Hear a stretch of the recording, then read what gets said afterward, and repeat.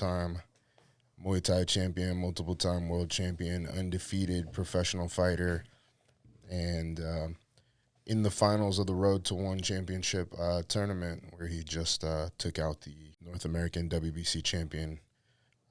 His name is Ahmad Alatmah, and today helping me co-host is going to be my longtime training partner and one of my best friends on the planet, Mr. Zach Hare. How's it going, guys? Hello, it's going pretty good. It's going great. We're here. Yeah. All right. So let's talk about what you guys are doing here first off, okay? What brings you to Oklahoma? What brings a Syrian boy from Philly all the way here to Oklahoma? Yeah, man. Coming to visit the guys here at Forza. Visit you. You cornered me. And we've been good friends. You're friends with my coach, and yeah, we're family here. And I came to Forza to train and share some of my knowledge here and have fun. And Zach, what brings you here? Yeah, man, I think we've been talking about me coming down and visiting for a while now, and it made sense just because we're best friends to come down and visit. But it also makes more sense from a coaching standpoint to learn some new tips and tricks for coaching. I'm an MMA coach myself, and training at such a high level gym. I've been so lucky to have a friend who's a world class coach that teaches world class fighters. So that's really helped out a lot. So where are you coaching at, and how long you been coaching there? Oh shoot, coach at Denver Modern Jiu-Jitsu with Don Westman. We just opened up a couple of years ago. But we already have a stable of fighters. We have my very first fighter was Miguel Barrientos, who was ranked number 2 in North America right before he went pro. He just went pro in December, went 1-0, and he's about to fight again in March. Very cool, very cool. Ahmad, what got you into fighting? To fighting, it was surprising because I never knew what fighting was like martial arts really.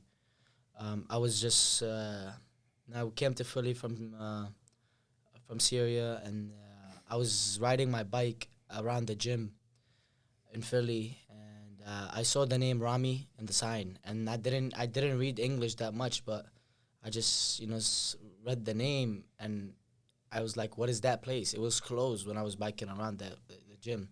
So I went back and I started biking there, and then I'll see just people hitting, pads and training, and it just caught my eyes. I'm like, oh, this looks so cool.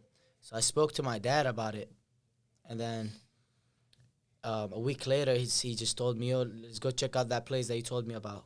So I got in his car, we went, and then we spoke to Coach Rami, and then back then we didn't have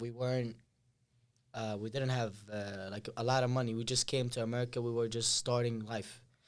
So Rami took care of me not paying him and just liked me, And he said, you just come and it's okay. I'll take care of you.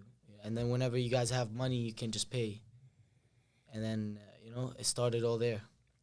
It sounds like you're to Rami what Joseph is to me. Because Joseph was a similar way. He used to ride his scooter, and my old gym used to be behind his house in the shopping center. So he was always, and every day he would come by and look in the windows. And I remember one day I brought him in. I was actually pissed off because I used to get, my whole gym front was all windows, big windows too. So I need to hire somebody to come clean the windows so it looked nice. And Joseph almost on the daily would come press his face against the glass. So one day I went out there, I was like, hey, stop doing that. Come inside. Like, you can sit down. You don't have to do this. And he came in. He was like 9 years old. And I was like, hey, what's up with your parents? Like, what's the deal with them? Like, what do you do? Like, I see you're out at all hours of the night. He's like, oh, my parents work at night, so I'm just out doing whatever. He used to ride this little gold scooter. We used to call it El Chapo scooter. And I was like, well, tell your parents. I was like, I have a kids class. Tell your parents to come sign your waiver and sign you up, and then you could just train now. Well, he came in. They did like 1 month, and then they couldn't afford it either. So I was just like, I like the kid, and I would rather him be in the gym than be out in the streets, doing stupid stuff. And I mean, honestly, man, it paid off for him. He just won IFMA. So, but it sounds like you and Rami have kind of a similar, like, I'm Joseph's gym dad, you know, and they say that, and I tell a lot of people he's my stepson or he's my adoptive son because like I take care of that little fool. So, anybody that doesn't know, Rami Ibrahim, the son of Palestine, he's the longest active North American fighter in history. He's very decorated coach, very decorated fighter. He's an OG, like you called him earlier, a legend. Bro, he's known all over the world. Yeah, man. With Rami, even now, most of the new people that's coming up, they know Rami the promoter, or a little bit Rami, the coach. They don't know Rami the fighter, But that man, his work talks for him. He doesn't he doesn't speak. He just promotes fighters, and he's so humble. Like he just doesn't speak about himself, but his works, his record, his the fighters that he have now and the fighters that he had speaks for him. His work speaks. So yeah, man, that guy is a legend, living legend. America should be grateful to have somebody like him. I agree, and I think with the promotion and they any other Muay Thai promotion can say whatever they want, but the reality is, and having seen promotions and promoters and matchmakers and the way they treat fighters all over the country, all over the world, I can truly say that, like, as a coach to his community, Rami is probably an asset. As a promoter, bro, the way he takes care of fighters, the way he promotes is unlike any other promotion that I've seen that is not big time. You know what I mean? For someone that promotes a lot of amateurs, he promotes the amateurs as if they were professionals. He really tries to build the guys on there, and that most promoters are like, sell tickets, get on the card, fill my card, make me money, do your thing and get out. Rami's like, no, if you do your job, you do your job, you fight with heart, you carry yourself with class and poise and respect, I'm gonna build you. I'm gonna tell. I want, like he told me about Koei before anyone really knew Koei. He told me he's like I'm gonna help you. The whole world is gonna know Koei. The whole world is gonna know Forza. He told me that before we ever fought on Freedom. And I'm forever grateful to Rami for that. But as a promoter, any promotion that's like, oh, we're the best promotion, blah blah blah blah blah, but they only promote in their state, are you really the best promotion in North America, the best promotion in the U.S.? Mm-hmm. Rami's promoted in other countries. He's promoted at Lumpini Stadium. He's promoted all over the U.S., California, New York, Philly, Indiana, Miami, Uzbekistan, like just all over with Thailand. You don't see Westerners promoting in Thailand. Yeah, bringing that Lumpini, when he went to Lumpini, I think Freedom was only 2 years old or less, around that. And then, I looked into, everybody in Muay Thai knows what Lumpini is. You fighting in Lumpini is a big thing. It's a big deal already. Maybe not right now, but, you stepping in Lumpini is a big thing. And no other promoter have done a show in Lumpini other than Thais. And with Rami, the way he did it was just he the way he got into it. It's hard to go to another country and do a show in their home, like with their promoters over there watching you. Just a guy, his promotion is like a year or so old, that just came into our country. Boom, brought freedom. Had 2 or 3, I think, world champions that fought Thais. That it was just great. I was watching it. I remember I bought the stream. I was just watching it from home, and the production, everything was just like you watching a high like level promotions. Like everything was run smooth, and then me knowing Rami and me knowing how he manages stuff is crazy. He's like, how many brains does Rami have? Rami manages freedom. Rami manages his gym. Rami manages his fighters. Like, how many brains does he have? And the freedom has been growing. It's been hitting. Yeah, I'm excited to see what he continues to do, and I just hope that the community continues to support him and what he's doing, because I mean, you think about all these teams and all these gyms, like we're paying hundreds, if not thousands of dollars to take our teams to tournaments all over the place. We're literally paying to compete. And then you have a guy like Rami who's putting people on and building them and actually giving them platform. Let me tell you a story too. When Coey fought, when he defended his USA title in Indiana, he sold more pay-per-views and tickets to the local community than some locals. Yeah, he had more crowd there of fans because of the way Rami was promoting him. He was actually building him. Oh, that's impressive. He's actually building fighters. He's actually promoting. And that's the thing, is like, promoters think nowadays that it's just promoting. Promoting means I'm putting on a fight card. No, promoting. You are promoting fighters. You are promoting fights. You're promoting your fight card. You're promoting your event. You're building something. That's the purpose of promoting. And he does it the way almost like the boxers do. 1,000%. So it's important that people understand everything that he's putting into it and the platform he's giving you. And then too, like, I'm jealous, in a sense, because when I was fighting, I wasn't like, you were lucky if you got a video of your fight. That's the truth. I have one MMA fight that I had to buy a DVD.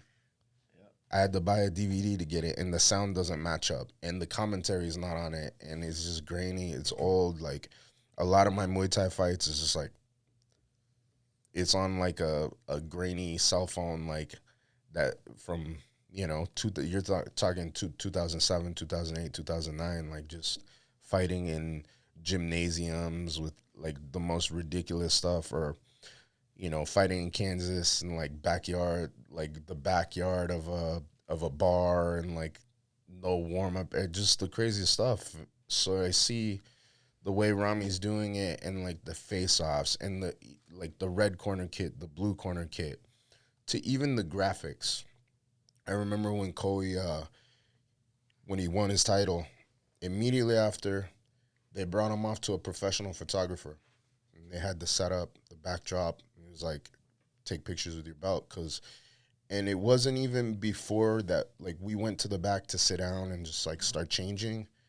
And I'm scrolling my phone there, just taking it all in, and I see the post already. So he's got, like, a social media team, too, like, working in real time, where, you fight at other places. I almost said the name. But you fight in other places, and it's like a week later, you see pictures or whatever, and his stuff is happening in real time. The lives, the reels are in real time. So, like, in my opinion, he's doing, it's one of my favorite places to fight. I want him to just, like, explode. Yeah, and like you said earlier, I wish everybody in America treats Muay Thai like it's big. Like, I hear Rami says a lot. He's like, let's treat Muay Thai like it's big, because if we don't treat it big, it's not gonna get big. And I wish everybody just does the same thing. People taking ideas from Rami, which is great. It's good to take ideas from someone and work on it. It shouldn't be, but we all gotta treat it the same. We all gotta make the sport. We gotta treat it big. We gotta make it big. Like you brought a good point about Instagram Reels. That's the thing nowadays. Either you want to admit it or not, you have to have a following on Instagram or Facebook or TikTok, etc. You have to have a following. You have to make the Reels, because that's how people are gonna see you now. YouTube, Instagram, these social media. So Rami has your reel on Instagram when you didn't even walk out the ring yet. Your fight is done. You get in, your hand wraps off. You're seeing the doctor. You head back to the locker room. You're trying to, you're on your phone. Your reel is up, how the picture of your hand up or whatever the poster is up. For the champions, he makes posters like UFC. You know, Oh like yeah, he makes your they're poster. incredible. You walking out the ring, you see a poster of you. You know, the new champion, and the belt is like it's crazy. It's incredible.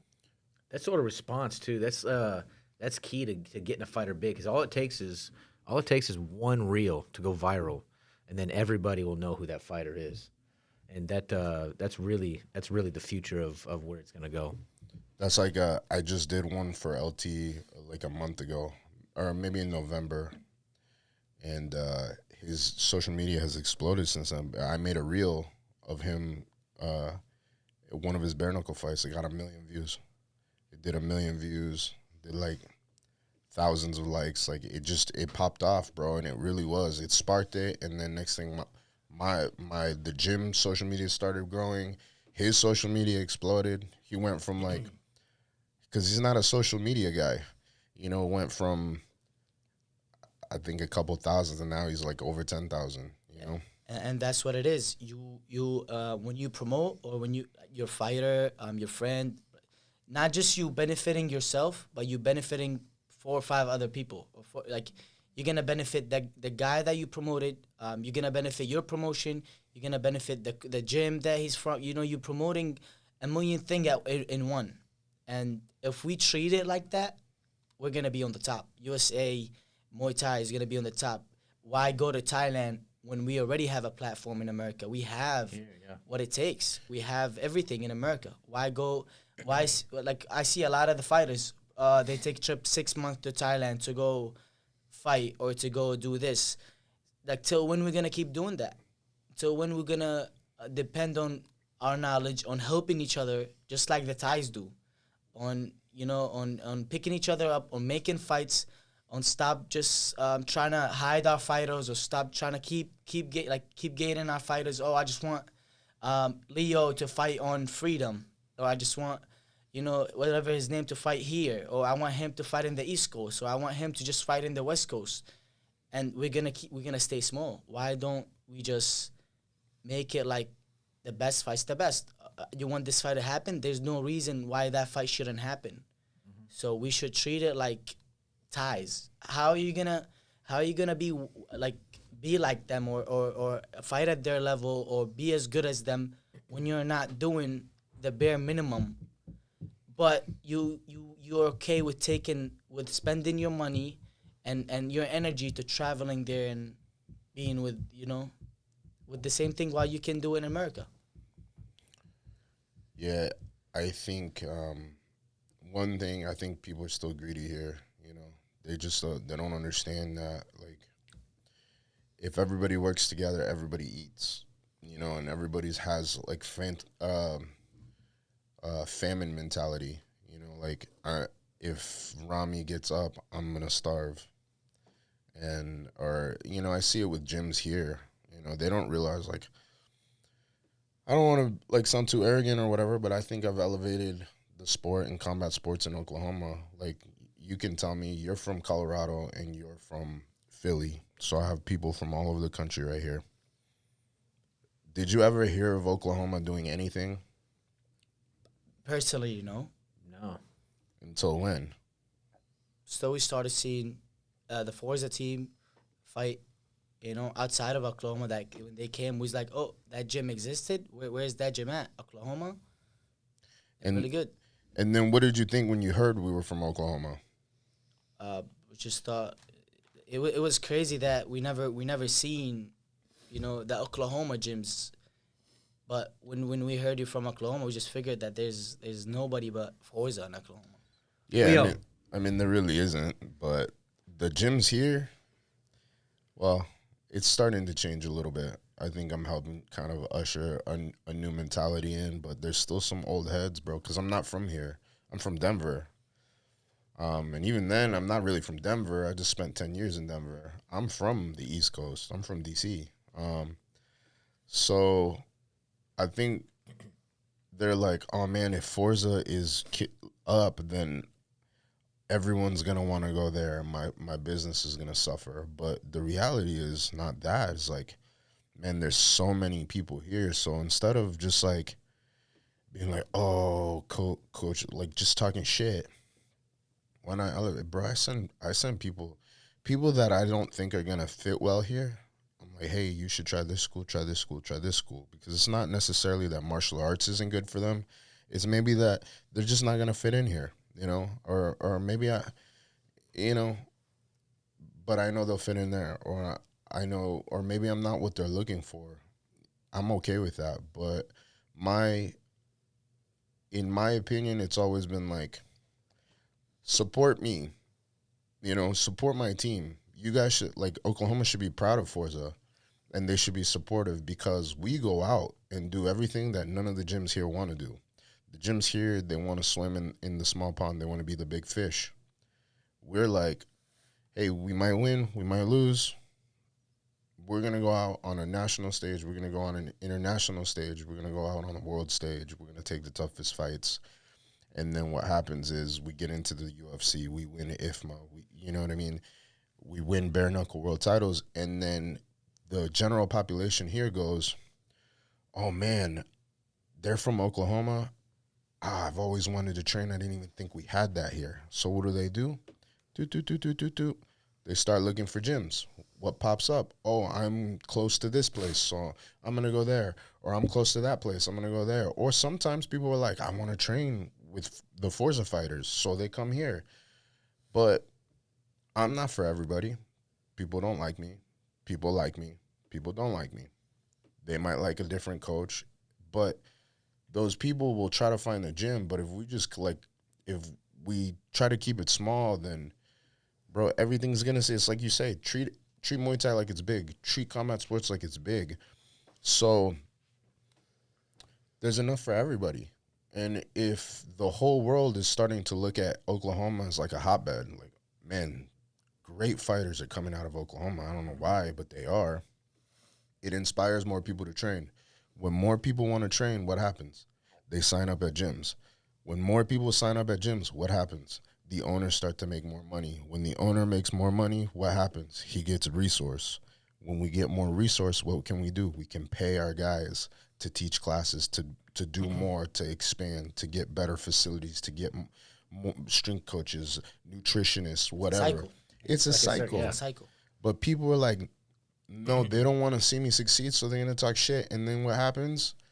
Now they look like idiots, So, like, it's the same thing in promoting. It's like, if you're a promoter and you have a promotion and you are like, hey, I'm going to do, because I know that there's some promoters that do care, and they're like, hey, I want to do shows these months for the year, and you promote too. Instead of you being like, well, fuck them, I'm going to promote the week before, the week after. Instead, like, if you own a promotion, I own a promotion, and you own a promotion, we're all in the same area. I might hit up Zach, and I'll be like, hey, Zach, I want to do 4 shows this year. How many shows do you want to do? Maybe Zach's like, well, it wasn't so good last year, so I'm going to only do 2. Okay, so we got 6. We talked to Ahmad. Yo, Ahmad, how many shows are you planning to do? I want to do 4 or 5. Okay. Yo, why don't we get together and map it out to where we're not cannibalizing each other? That way, every time there's a card, there's enough fighters to fight on them. But if Zach's like, yo, I'm going to do a show in May. I'm like, nah, fuck Zach. I'm going to do a show in May. Same day. And now the fighters are split up. Yeah. Nobody wins. We both lost. Because you're missing out on potential great matchups. Not only matchups, but ticket sellers. Yeah. And now the fans are split. Mm-hmm. What show do I go to? Instead, I could have been like, yo, Zach, take May. I'm gonna do a show in August. Or no, not August. You do May, I'll do March. So from fighters will fight in March.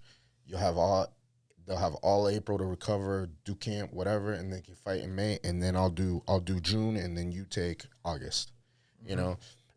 Or whatever. Oh man, that month doesn't work with me. Can we, like, promoters can work together? That's what that's what is it missing. Like I see promotions or promoters do just like you said. A show in May. One person does it the first week of May, then the second person the second week of May, And now me as a fighter, I'm like, which one should I? Okay, Leo's promotion called me and Zach's promotion hit me up to fight. Which one should I do? Or if Leo, if I fought for Leo before, Leo might just tell me, "Hey, Ahmad, you don't fight for me this time. I'm sorry, I can't help you. Like you can't fight for me again. You can't go fight for Zach." And now me as a fighter, I'm gonna be worried. You know, I'm gonna be like, what if I fight for Zach? Leo's gonna be upset. But if I fight for Leo, that means Zach is now gonna give me an opportunity. So what should I do right now? I don't wanna, I don't wanna have a bad relationship with Zach, and so is Leo. So not just they like beefing with each other or messing it up for each other. They're also doing that for the fighters.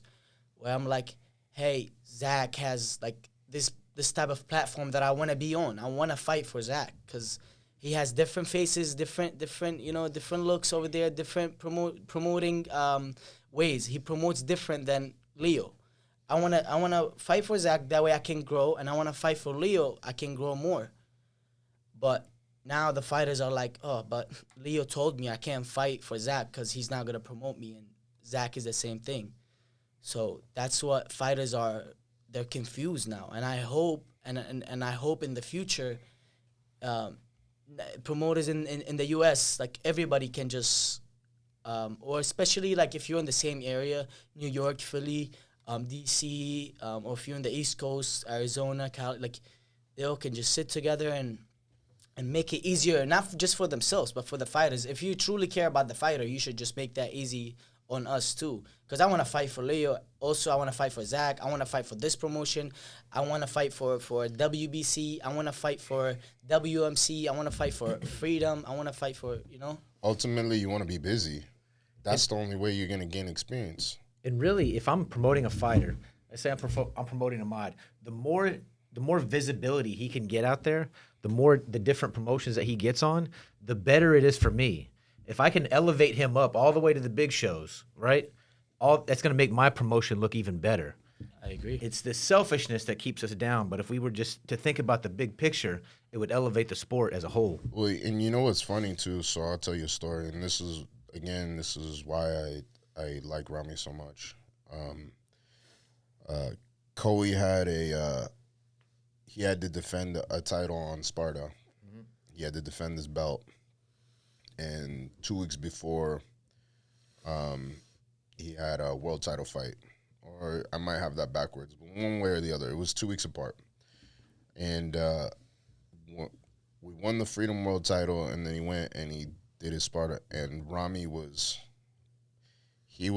promoting and sharing and posting about Coey, his champion, on a different promotion. Now, you tell me what promoter does that. What promoter does that? I'll wait. It's like, yo, Coey is like the Freedom Champions out in Colorado right now, about to do his thing. Like who is that supportive of that, and not encouraging? Because he knows that if Coey stays active, if Coey gets opportunities to get when he fights on Freedom, it's bringing more eyes, because now those guys that are watching him in Colorado, they're like, oh man, who's this Coey kid? I gotta watch him. I'm gonna follow him now. Oh, he's fighting in New York in Freedom. Oh, what's this Freedom promotion? And vice versa. Do they have other fighters like that? Exactly. It goes back to I had heard from an old fighter a long time ago about always elevating your opponents. You do the same thing. Anybody that I've fought, you want them to do great, because the better they do after they fight you, it'll just make you look even better. Oh yeah, it's like I fight, but if I fight and nobody, that's another point that I've been seeing going around, like if a lot of people, a lot of the without naming anyone, of course, but a lot of the big names fighters, East Coast, West Coast, they're fighting people who are obviously, and you can, like, by you looking at the name and by you looking at sometimes the physique of the fighter, like you can tell the people they're in the ring with or in the cage with, they're not as good as them, and that doesn't get you anywhere.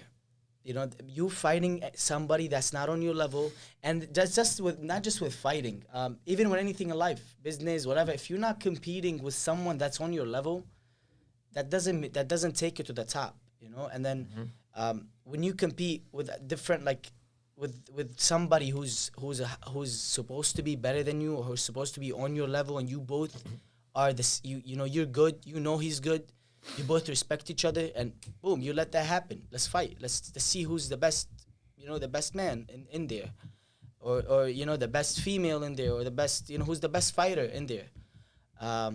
But no, they decide to go and you know, take an easy fight once, take an easy fight twice, and then boom, you see the fighter, even though he's winning the fights, but you just see him whoosh, on his way down, but he's winning fights.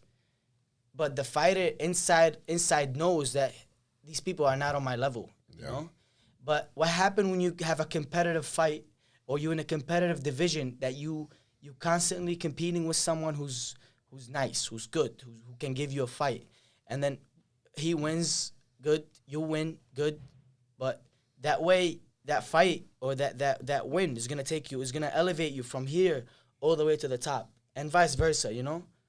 But that's what I want to see more. I want to see more of fighters fighting people on their level, or making fights like I want promoters to make fights that make sense on paper and in the ring, you know. And I wish we could see that more. It goes back to the greed thing, man. The promoters don't want their ticket sales to get beat. I agree. That's maybe one of the main reasons. No, it's like I mean, this state is plagued with that, man. You'll see. I call them sanctioned fixes, is what I call those. Where how did this fight get made? I've literally seen fighters touch gloves and then turn around and cower, and I'm like, yeah, that's as close to fixing a fight as you can get. And you're like, man, that is wild. Those are not the fights that people want to see. People want to see fights that are exciting, which is two high-level dudes. You don't want to see somebody get the shit kicked out and be like, why is that guy even in the cage? And it's like going back to what we said earlier about treating the sport like you want it to be. You want Muay Thai to be look at boxing, look at MMA. Yeah. You go to shows and the house is packed. And then most of the time they're not ticket sellers, you know, the MMA shows. UFC doesn't tell their fighters to sell tickets, or win championship, or boxing. You know, they don't go to Gervonta Davis telling him you got to sell this amount of tickets. Why? Because they treated their sport like it's big from the beginning. They treated boxing. Boxing doesn't depend on. They make good fights. They make fights that the fans want to see. Mm-hmm. Like I want Koi, for example, to fight Ahmad. Boom, they're both world champions. They're both whatever. I want Leo to fight Zach. They're both right there. They're both champions. Leo has a big following. So is Zach. They have big following. They're world champions. They're complete fighters. I, as a fan, want to see that. Well, it is like when they announced Angel and Cody. Everybody. Oh, you know why? Because they're like, oh, we're finally going to see Angel fight somebody for real. Because he'd been fighting nobodies, and that's true. And he called Cody out, and I'll say it, name. I honestly was there when Angel won that fight, and he called that Cody. From that moment, I said, I want to see that fight. Me as a fan, I want to see that fight. Two different styles, two good fighters. One untested, and one that you've been in the corner. You know, when you fought the Russian. I cornered Cody. I've seen Angel fight in the East Coast. I know what they're both capable of. You understand? So I'm like, me as a fan now, I would pay to watch that fight. I want to pay. But I know Cody and I know Angel. I even if I don't know them personally, I see the social media. I see the promotion, promoting them. You know, I see them fight. I'm like, oh snap! Even if I know who can beat who or who can. You know, but that's an exciting fight that I want to see. Why don't we make these type of fights happen? But why put Angel with a person who can't fight? Now I don't want to see that fight. Why put Cody with a person that can't throw anything and he can't fight? I don't want to see that fight. I know who's gonna win.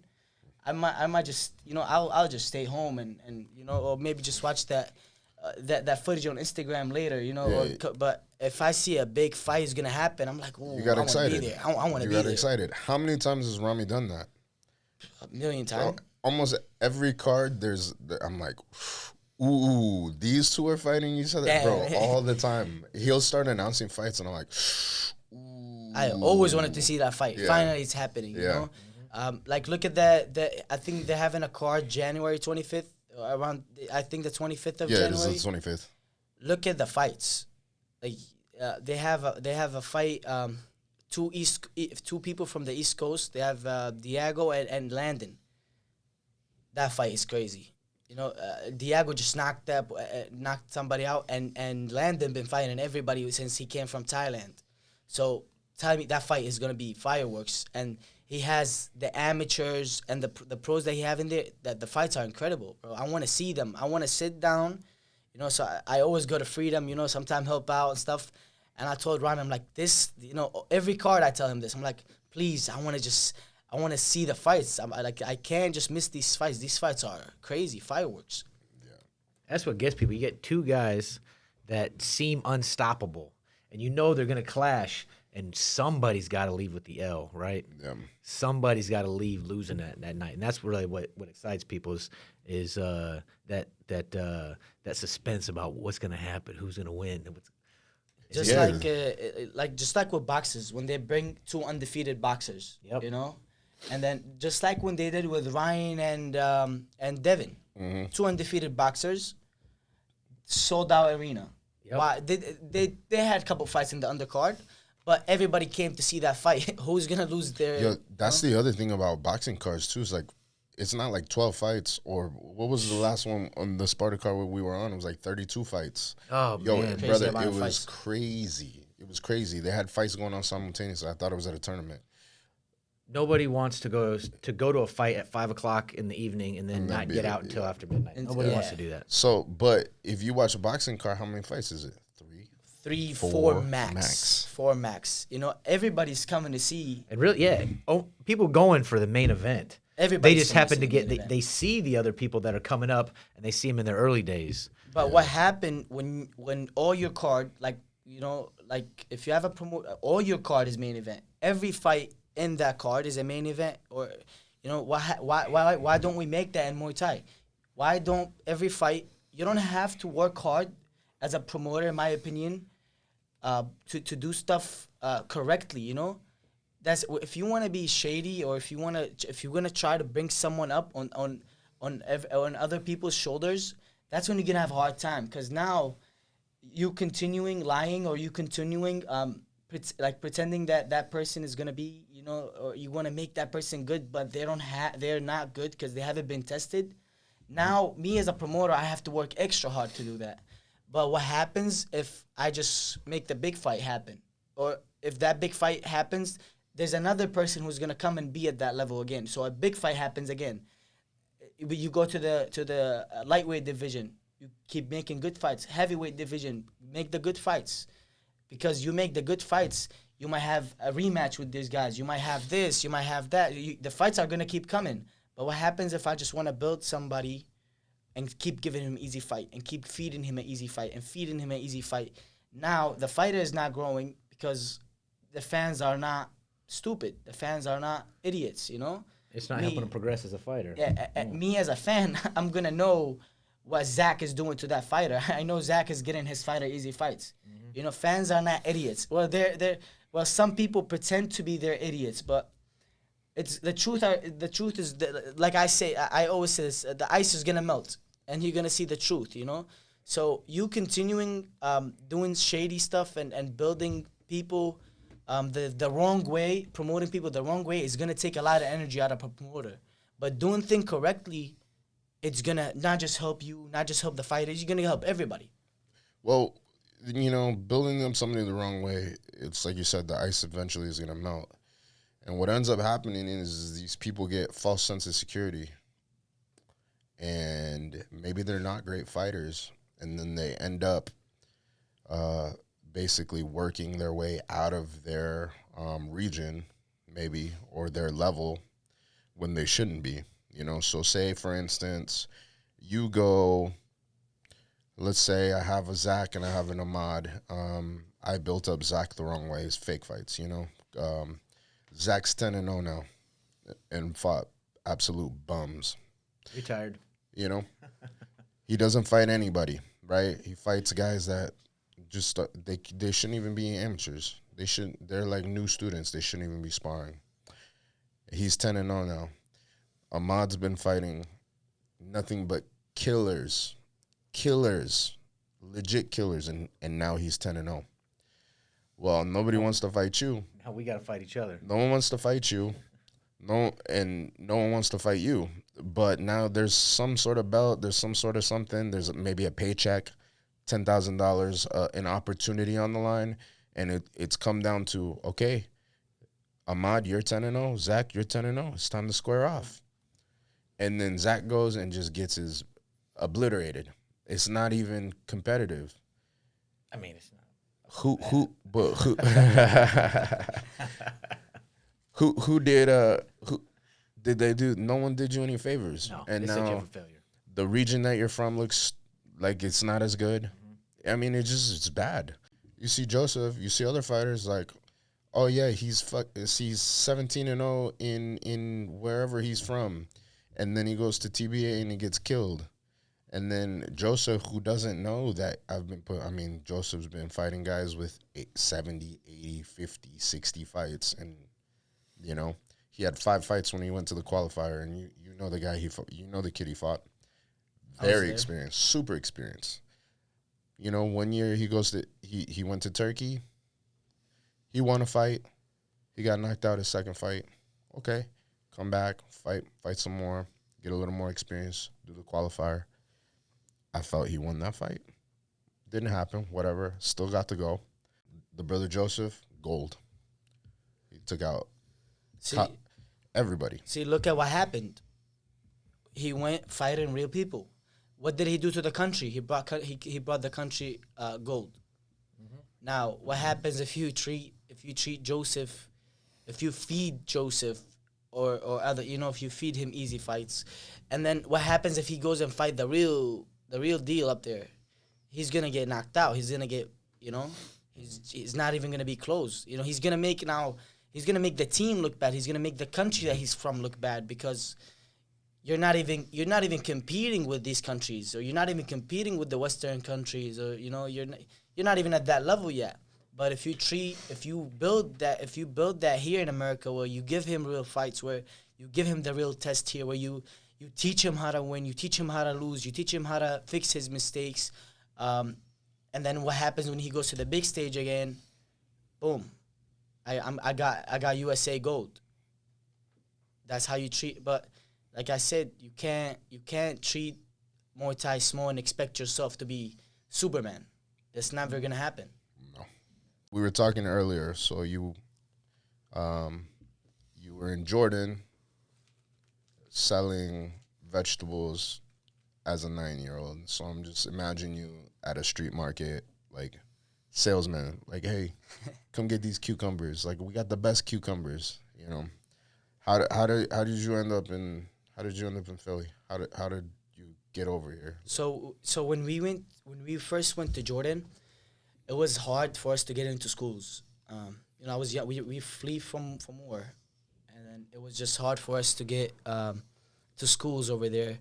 You need paperwork. We didn't have paperwork, so I had nothing to do, and we flee away. We barely had clothes on when we got to Jordan. So I was around 9-10 years old. My brother was 16. My oldest brother. I have an oldest brother, and then my dad. So we had to work, and then in our culture, if that's it, you have to work to provide. We're not just gonna sit and ask God for help, and we're not doing it. So we just started working, and I worked at a store in our neighborhood that sells vegetables, and the way we sell vegetables over there is not like here. There you gotta shout out, like, cucumbers for like 50 cents, whatever, come taste the that.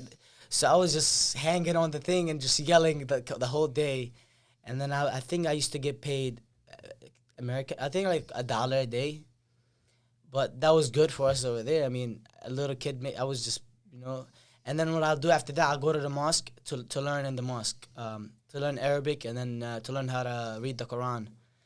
but it was interesting because I loved it back then. But how I came to America was there's this company that brings refugees to America, to Europe, to or to Canada. So they called us one day and they said, "Would you guys like to go to America for a better life, to better your life?" We said, "Of course, we would like to go to America. Who doesn't?" And then they started doing interviews with us, asking us about how we what we'll do if we go to America, like how do and then they ended up just like bringing us here to America, and then yeah. Nice. So, pretty interesting life you've had, huh? Yeah. Now, Quick. so what's your goals? What's your goals with this? Where are you trying to be at? Muay Thai. Yeah, anything, life. Muay Thai. I want to take it as far as I can go. Every single breath in me is gonna go towards Muay Thai. This is what gave me life. When I first came, like when I started Muay Thai, I didn't know what Muay Thai was. I didn't even know anything. But the moment that I started, the moment I saw how hard you have to work, and this goes back to Rami, of course. He taught me that for me to get something in life, I have to work hard for it. Like he'll put me with the pros when I was still new, and they'll kick my ass in the gym. Like, but he saw something that I never took a knee. I never dropped. I was just I had no technique back then. All I wanted to do is get the pros back. They just beat me up, and like I think Rami saw that he can make something. He can help me become a good fighter or do something with this in my life because, I'm not a school person, which is I don't think there's anything wrong with that other than Arabs don't like you not being in school, but I saw that I'm good at this. I like this. I don't get bored doing Muay Thai. I don't hate it. I love it. If you tell me what would you like to do, where do you want to go have? I'll tell you Muay Thai. My family would want to go out back then when I was young. I'll be like, no, I want to go to the gym today. You guys can go out. I'll be back. Just don't worry. I'll go to the gym.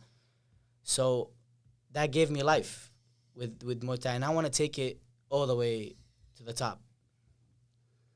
I gotta remind myself that you're still only 19 years old. You sound like when we're talking, like he's a seasoned veteran who's been in the game for 15 years. This kid is 19 years old and been training since he was 13, and he's got that sort of dedication in his sport. That's crazy to me. Well, that's a testament to leadership. You know, for sure. Listen, man, Ahmad, like you could have very well been taken in by a gang member, and with your kind of dedication, gone down a different path. Oh man, you'd be great at that. You know what I mean? So like, no. But like, what I'm saying is like, at that age, man, it's like kids are really like impressionable, and they want to be a part of something. You want to feel like you're a part of something. So like, just the odds that you would have met Rami. You know what I mean? And now look at you. So like, it's life-changing moments. Yeah, it speaks volumes to him too. Cause like, bro, like I've known forever. Rami Elite, like there's like Arab community here that have nothing to do with fighting, and they know Rami Elite. They know that's the Palestinian guy who's running things. Like they're big in their kickboxing or karate world or whatever they do, because they don't know what Muay Thai is, but they know Rami. Everybody knows him. So like I've always known if they come from that school, it's like you see, and it happens with Forza now a little bit, but I'll be at tournaments, you see Rami Lee, I'm like, oh, that fighter's gonna be good. That fighter's gonna be good. Or you see certain teams, you're like, oh, that fighter's gonna be good. But yeah, man. And now we're friends. Hell yeah. But yeah, Rami is a big part of some of the opportunities that we've gotten. Like I always say it in my fights, when I get the mic after the fight, I always say it, and I would never stop saying this. I wouldn't be the person I am today without him. Not just with that's not just speaking about Muay Thai. Speaking of life too, because you know this. You're a fighter. You've been there as a fighter. Fighting is the easiest thing. The hardest thing with fighters is life. You know, you have to dedicate a lot of time to training, and you know, like we're broke. If you want to train, you gotta manage a lot of stuff, but you still have to train a lot. But you gotta still make your money somehow, and and it's mentally, you know, it can make you or break you. And then with Coach Rami, he, like, you know, even though that I sound uh, like old for my era, but he's the one that taught me that. He taught me how to think big, how to act, how to carry myself big, how to deal with life, which is the best thing you know that a human ever told me, because you know, I lived outside since I was 16 years old, and Rami took me in, and he helped me with life, taught me that how to think the right way, because I'm human. I thought the wrong way a lot of times, and I wanted to go the wrong path a lot of times, but he'll always give me 2 to 3 words that make me like right away rethink what I just said. Like, damn, that he gave me just 2 words, and that just made me rethink everything the words that just came out of my mouth. And like, he'll just talk to me, and he treats me like I'm his son. And then the way he helped me in life without just fight. That's not like, forget about how good of a fighter he made me, and I see that because I've been around other people, bro, and no coach does that, even to their pros. You know, you can count them in your one hand. You know, I see how you treat your fighters. I see, you know, how Rami treats me. I'm like, Rami treats me, and the way he teaches me, more than punches and kicks. Because I can bring somebody off the street, I can teach him how to kick and punch and knee and elbow and move, you know, but a great coach changes your life. He doesn't change just the way you understand, so. Oh, yeah. Me and Zach have had enough good and bad coaches to know we have a lot of context in that respect. But all right, man, we did an hour. Ahmad, tell people what you have coming up. Your Instagram, like, just tell everybody everything. The camera's right here. So what's coming up? It's I'm in the final for the One Championship qualifiers in May. Inshallah, that's gonna go great for us, and then inshallah we'll make it to One Championship in May. Other than that, I am looking to fight before May, and you know, get as much fights as I can, but that's up to the man Rami. And yeah, follow me on Instagram, Ahmad.elite, and then follow the journey. Thank you, Leo. Thanks, guys.